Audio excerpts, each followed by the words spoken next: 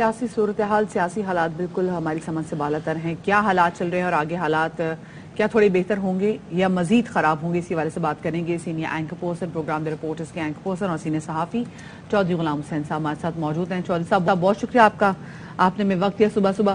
چودھری صاحب یہ کیا سچویشن ہو رہی ہے؟ ایسا لگ رہا ہے کہ جی آپس میں جو پولیٹیکل پارٹیز ہیں وہ اپنے گیمز دیکھ رہی ہیں. ایک طرف عمران خان صاحب نے کہا کہ 33 حلقوں سے وہ خود انتخابات لڑیں گے، گو کہ پتہ ہے کہ بعد میں باقی 32 حلقوں سے اگر وہ جیت جاتے ہیں تو ان کو استعفیٰ دینا پڑے گا، وہ چھوڑنی پڑے گی، دوبارہ الیکشن ہوں گے.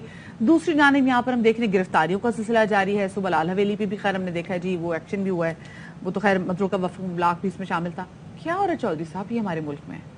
جی وہ بڑا جو ہو رہا ہے کسی کو سمجھ نہیں لگ رہی، اور وجہ یہ ہے کہ کوئی بھی اس وقت کوئی ادارہ کوئی فرد جو ہے یہ کرنے کو تیار نہیں ہے کہ ملک نیچے ڈوبتا جا رہا ہے، اس کو پہلے بچایا جائے اور آگے بڑھا جائے. یہ اپوزیشن جو ہے وہ الیکشن مانگ رہی ہے اور حکومت جو ہے وہ وقت مانگ رہی ہے، اور دونوں کے درمیان کسی پوائنٹ پر کوئی اتفاق رائے نہیں ہو رہا. سر یہ ایک چیز پہ اگر ہم ایک ون بائی ون اگر چیزوں پہ آتے ہیں، یہ زرداری صاحب کے اوپر ویکنڈ سے ذرا پہلے خان صاحب نے الزام لگایا. انہوں نے پھر جس طرح سے تذکرہ کیا، نمبر 1 ویڈیو بنائی تھی، 4 لوگ تھے پیچھے ہٹ گئے. نمبر 2 انہوں نے کہا کہ کس طریقے سے ان کے اوپر قاتلانہ حملہ ہوا جب وہ مارچ لے کے جا رہے تھے. نمبر 3 اب وہ کہہ رہے ہیں پلان سی ہے یہ، جس پہ زرداری صاحب ایک تو ہوتا ہے سازش، ایک انہوں نے کہا کہ وہ پیسے بھی دے چکے ہیں ایک دہشت گرد تنظیم سے، اور جس طرح سے ویگلی انہوں نے اسٹیٹمنٹ دیا کہ سندھ حکومت سے پیسے چوری کر کے اس طرح سے یوز کیے ہیں. یہ چھوٹا نہیں، یہ بہت بڑا الزام ہے. اس پہ آپ کیا کامنٹ کریں گے؟ جی ایک تو یہ ہے کہ ہم تو اس پر کہہ نہیں سکتے نا کہ خان صاحب نے کس اطلاع یا افواہ یا کسی ڈاکومنٹری ایویڈنس کے اوپر بیس کر کے انہوں نے الزامات لگائے. تو ظاہر ہے کہ لیکن آپ یہ تو کہیں گے نا کہ یہ معاملہ عدالت میں جانا چاہیے اور اس کو تحقیقات انویسٹیگیٹ ہونا چاہیے. تحقیقات تو ان کے وہ مطلب وزیر آباد کے کیس کی نہیں ہو رہی جہاں ان کو گولیاں لگی ہیں اور مخالف کہتے ہیں نہیں جی ان کو تو کوئی گولی نہیں لگی، یہ ڈرامہ کر رہا ہے، یہ لنگڑا بنا ہوا ہے، فلاں بنا ہوا ہے.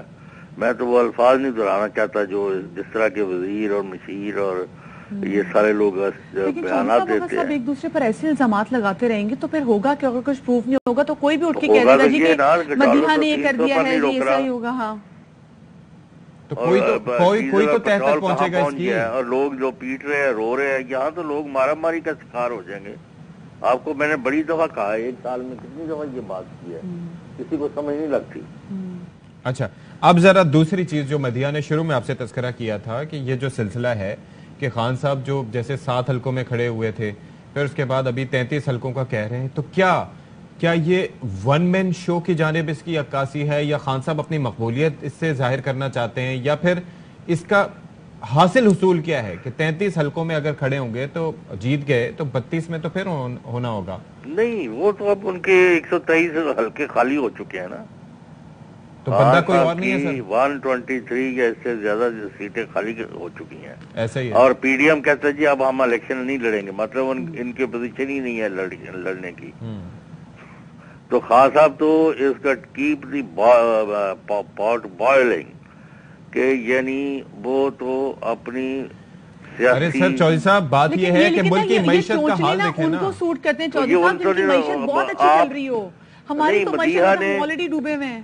اشفاق نے یا غلام حسین نے تو ملک کی معیشت کا یہ حال نہیں نہ کیا. یہی تو ہم رو رہے ہیں پچھلے 1 سال سے. لیکن چودھری صاحب آپ کی میری اور سچی کی اتنی ذمہ داریاں بھی نہیں ہے، لیکن جو بڑے لیڈرز ہوتے ہیں ان کی بڑی ذمہ داری ہوتی ہے، ان کو اپنے ہر فیصلے میں دیکھنا چاہیے کہ کہیں ملک کی معیشت پہ تو نہیں میں سیاست کر رہا، کہیں میرے کسی سٹیٹمنٹ یا میرے کسی عمل کی وجہ سے ملک کی معیشت سفر تو نہیں کرے گی. وہ سفر تو ان کی وجہ سے کر رہی ہے نا، پہلے تو 6% پر گرو کر رہی تھی نا. اب تو اسحاق ڈار نے بھی مان لیا کہ اس وقت ایکسپورٹ بھی بڑھ رہی تھی اور معیشت بھی اوپر جا رہی تھی اور باہر سے ریمیٹنسز بھی آ رہی تھیں، اور آج جو ہے یہ سارا بیڑا گرک ہوا ہے.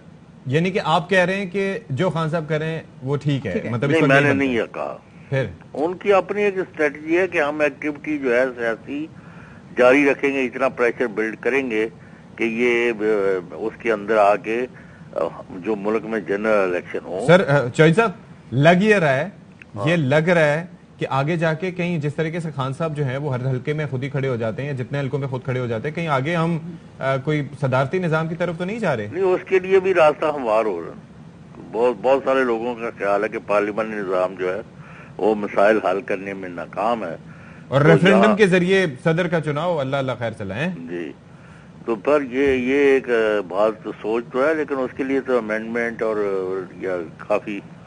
یہاں تو اصل پرابلم یہ ہو گیا, جو آپ اجازت دیں تو میں کہہ دوں, پہلے ہوتا تھا کہ کوئی چیز ہوتی ہے, ایک کو دوسرے کو تیسرے کو, کسی نہ کسی ادارے کو, کسی نہ کسی بڑے عہدے پر بندے کو ٹیلی فون کیا اور کام جو ہے وہ ملک کا کسی اچھائی کی طرف چل نکلا.